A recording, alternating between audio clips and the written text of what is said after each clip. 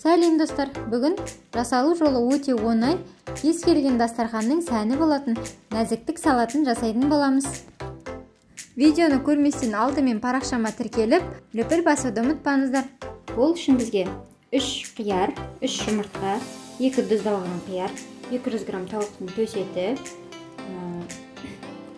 жүгері және де майонез қажет.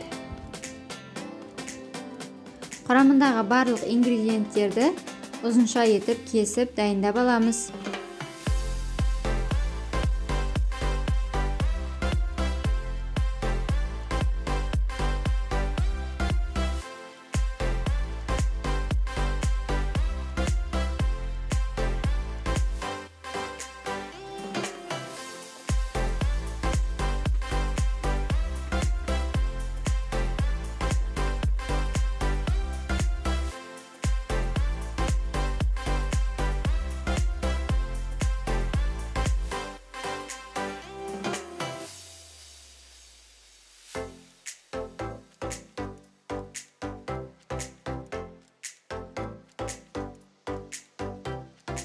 Барлығын кесіп дайындап алған соң, жүгеріні суынан арылтып, салатымызға қосамыз.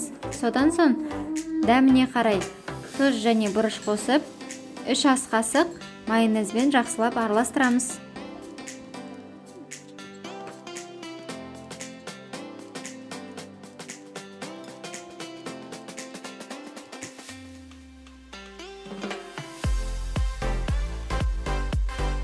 Мінекей салатымыз дайын.